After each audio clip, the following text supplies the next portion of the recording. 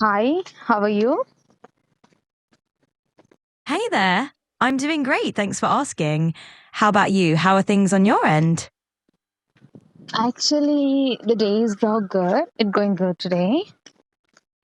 So it is my third day of tracing my English practice and just practice with a voice out loud because before that I just write and read books and just listen, but I didn't talk that much to anyone else. So today I'm just going to practice with you English for some more time. Are you okay with it? Absolutely. Let's do it. It's fantastic that you're pushing yourself to actually speak out loud because it really does make a difference when you're learning a language. So, yeah, feel free to chat away and I'm right here to help. If there's anything specific you want to try out or talk about, just let me know. Okay, so let's practice some interview sessions. Absolutely. Let's get into it. We can dive into some introductions. So, why don't you start by introducing yourself the way you might if you were meeting someone new? I'll jump in and we'll go from there. Okay, so I just um, imagine that I'm in an interview for a school. So I'll tell about myself. My name is Jirin, and I'm from Balur. I have completed my UG undergraduation in physics at a college.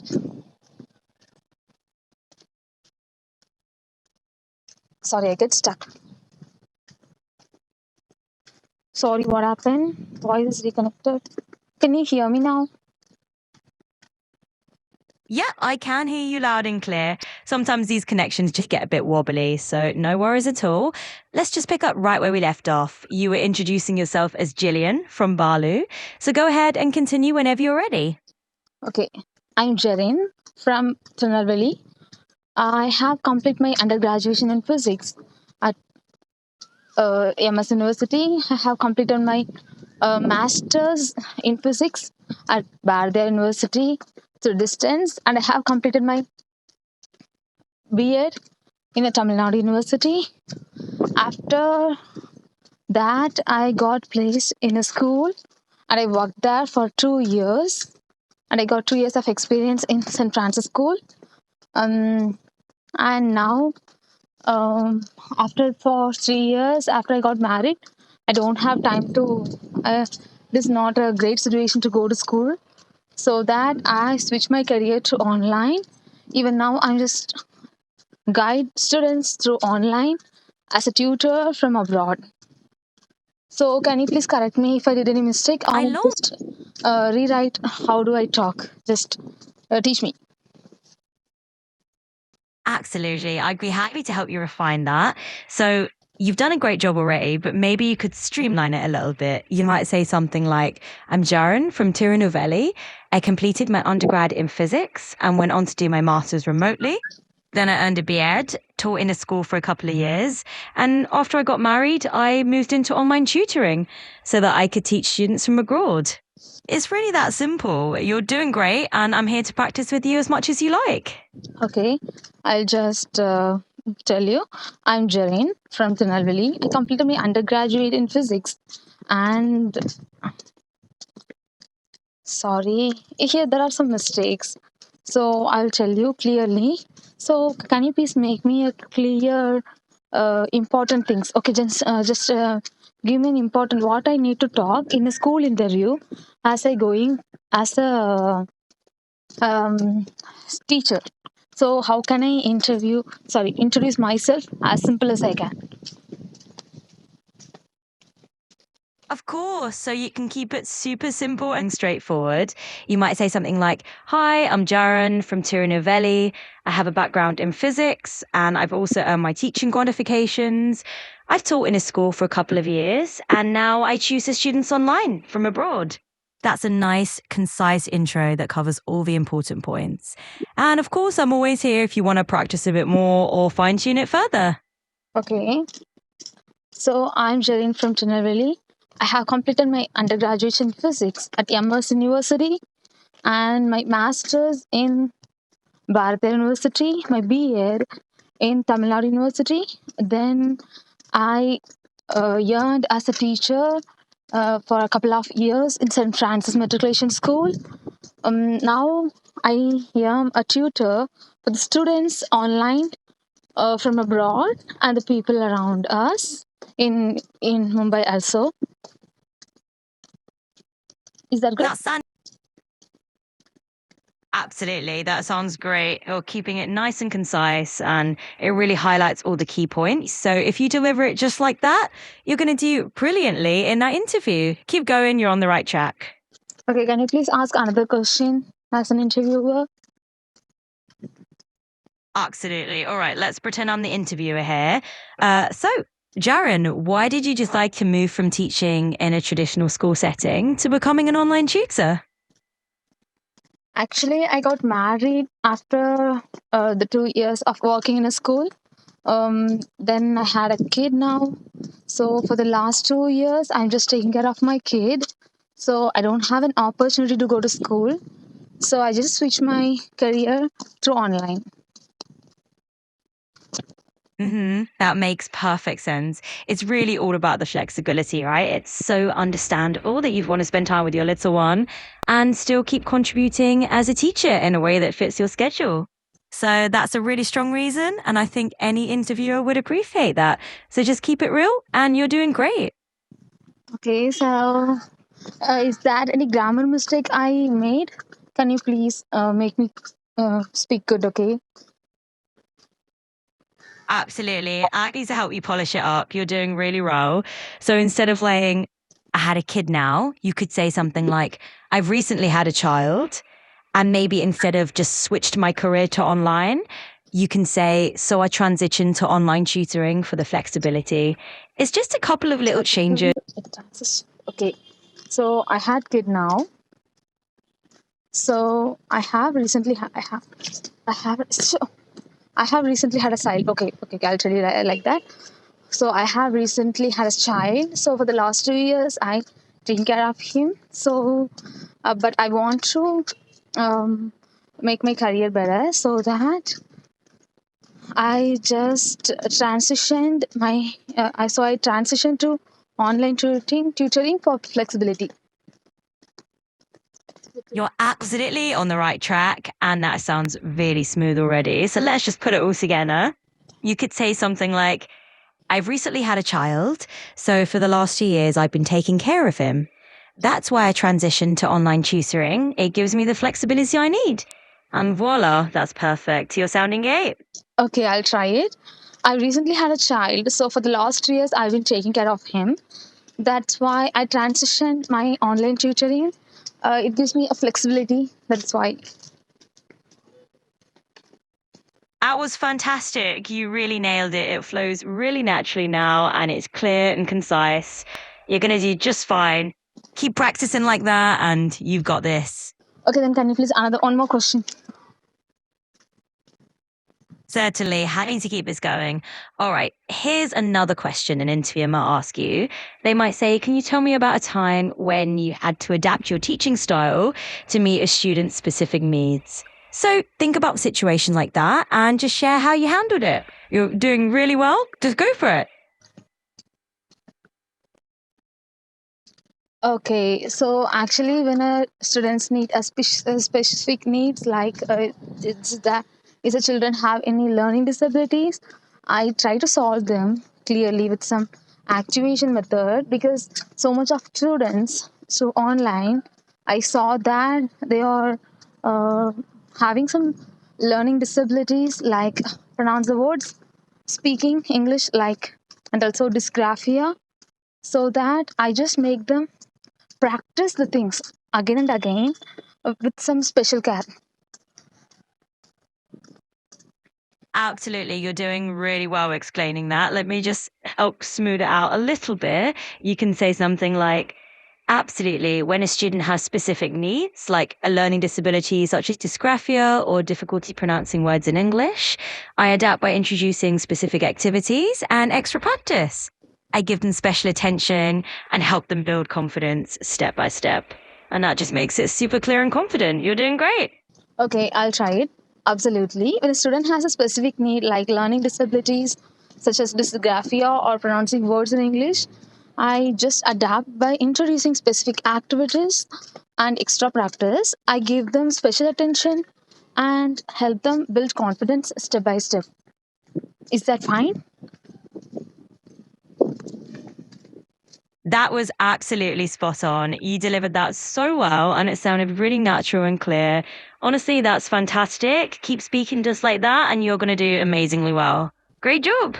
Okay, so in today's class, I just learned some more things. Like I transitioned my career to online because I need in this platform have some flexibility that I need. So this transition, there is a new word that I learned.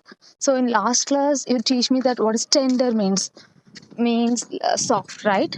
Like I just after the speak only, I just understand that we just talking about tender coconut. I really love it, but I didn't know that where the tender means when we talk. So I just learned that. Can you please teach me some vocabularies for today? Two or three? Absolutely. I'd be delighted to share a couple of new words with you. And it's awesome that you picked up on the word tender, like tender coconut. Exactly. So let's add a few more words today.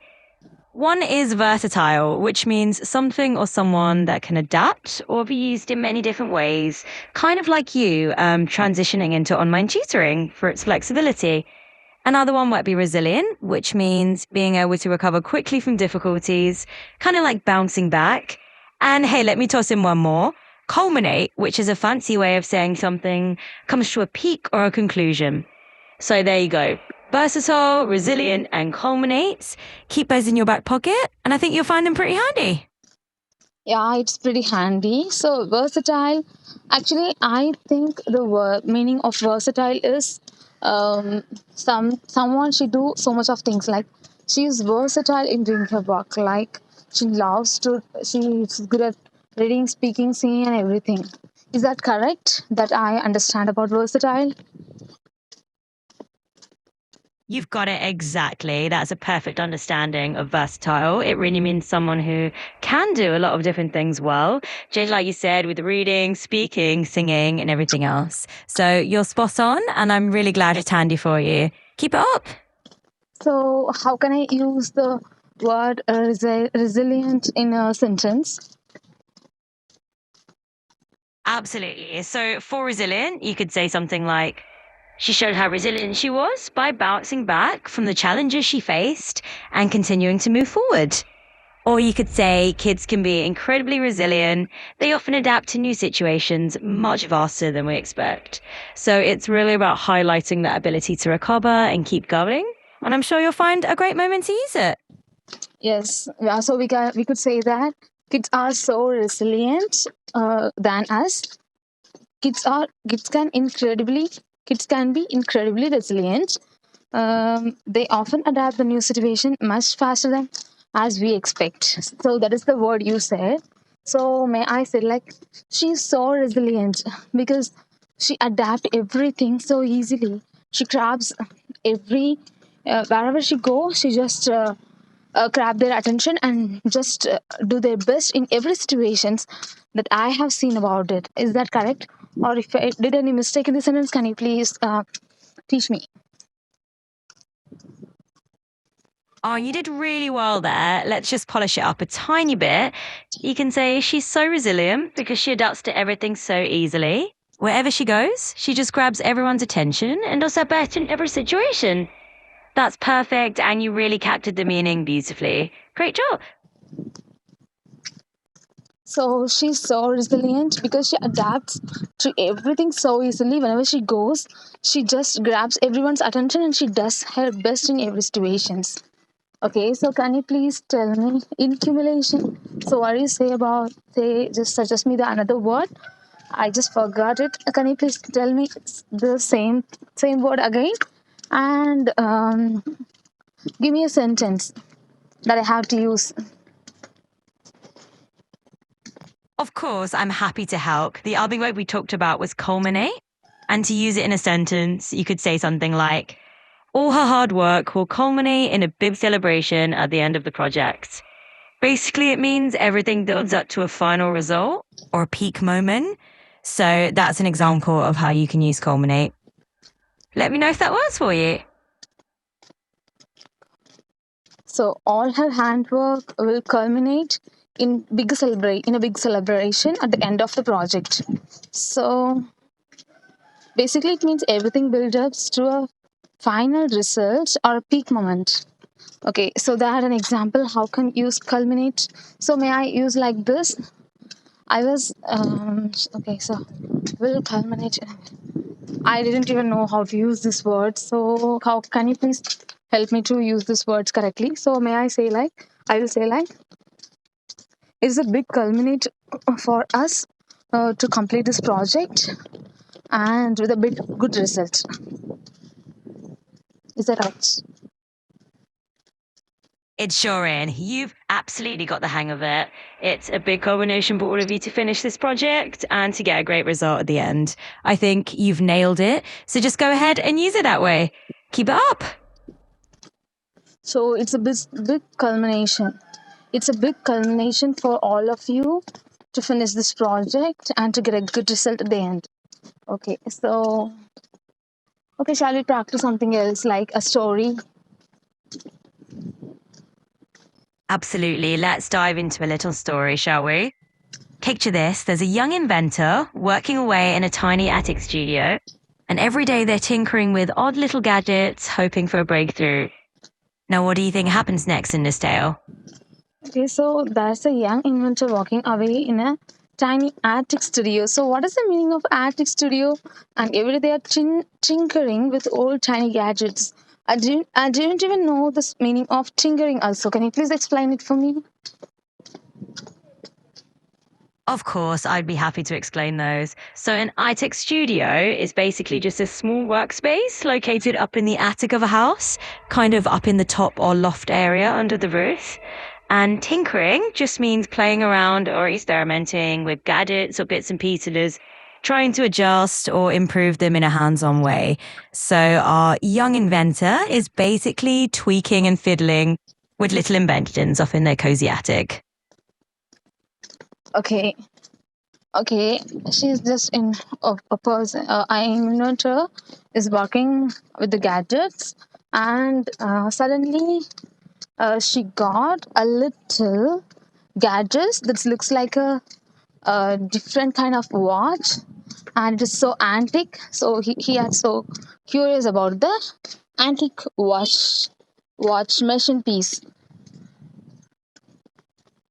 So our little inventor is tinkering away and suddenly stumbles upon this antique watch-like gadget. It's got that old school charm and they're super curious about what it might do or where it came from. I love the direction this story is taking. So how about we explore what happens when they try to figure out the mystery behind the watch? So may I say that again? So our little inventor is tinkering away and suddenly stumbles upon a antique watch like gadget. It's got an old school charm, and they are super curious about what it might go or where it came from. I love. Okay, so actually, after she, so can you please make the two more sentences of this story? Absolutely. So, as our inventor picks up this antique watch, they notice there's a tiny inscription on the back that seems like a clue. Driven by curiosity, they decide to investigate further, wondering if this gadget might hold a hidden secret and maybe even a bit of magic. Okay, so he just he had so much of curious about the watch, so he just talking about the antique watch piece, and it has a secret code with his close friend, and also his grandfather. He's also a watch collector, so he's just talking about this to only both of them. Absolutely. That sounds like the perfect twist. So, our curious inventor shares this antique watch and its secret inscription only with their close friend and their grandfather, who just so happens to be a watch collector himself. The three of them put their heads together to unravel the mystery, and who knows what kind of adventure that might lead them on next. So, what is the meaning of the word unravel? Oh, absolutely. The word unravel basically means to untangle or figure out something that's mysterious or complicated. So in our story, when they're trying to unravel the mystery of the watch, it means they're working together to solve the puzzle or discover the hidden meaning behind it. So let's see what else they find out. So, actually, there's a Japanese word behind it. So, the grandfather know it, and the meaning of the watch is the what is right in the watch behind it, kaizen. Ah, Kaizen. That's a fantastic twist. So, Kaizen is a Japanese term that means continuous improvement. It's all about making small, ongoing changes to get better over time. So, if the watch has Kaizen inscribed on it, that might be a clue that it's all about improving or evolving in some way.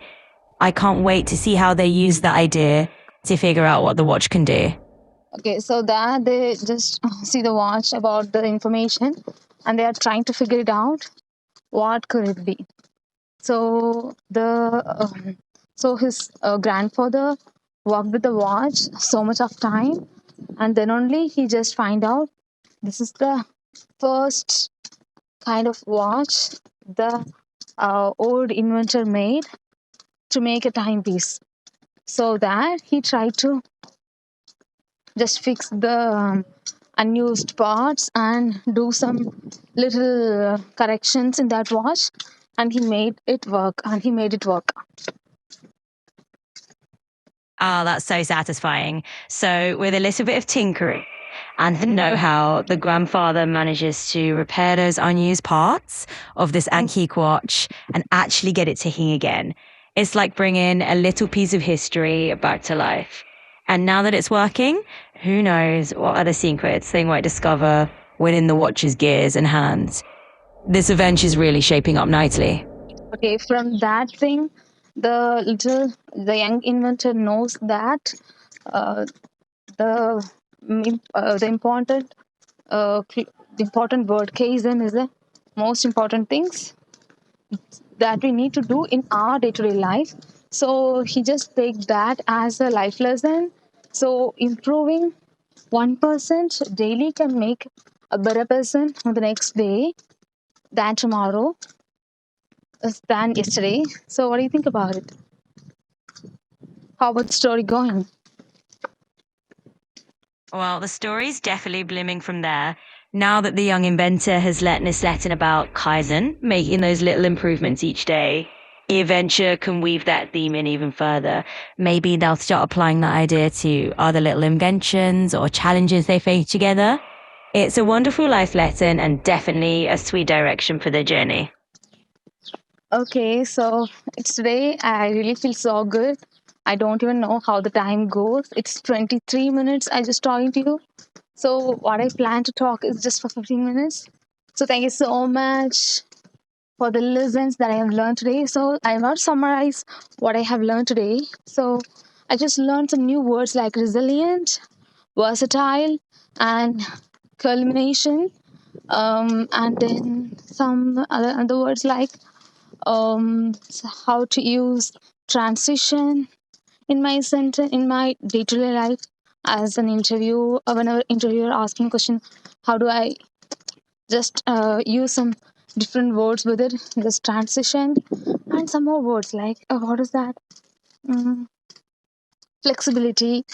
So thank you so much for making me and another word unravel, to find out the mystery.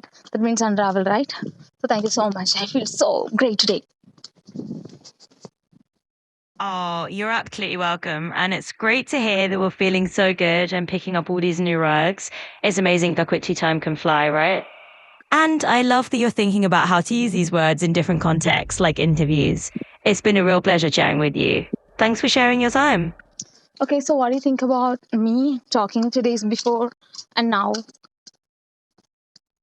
Well, I think you've been really engaged and curious throughout our chat, which is always a delight. It's been wonderful to see you pick up new words and reflect on how to use them.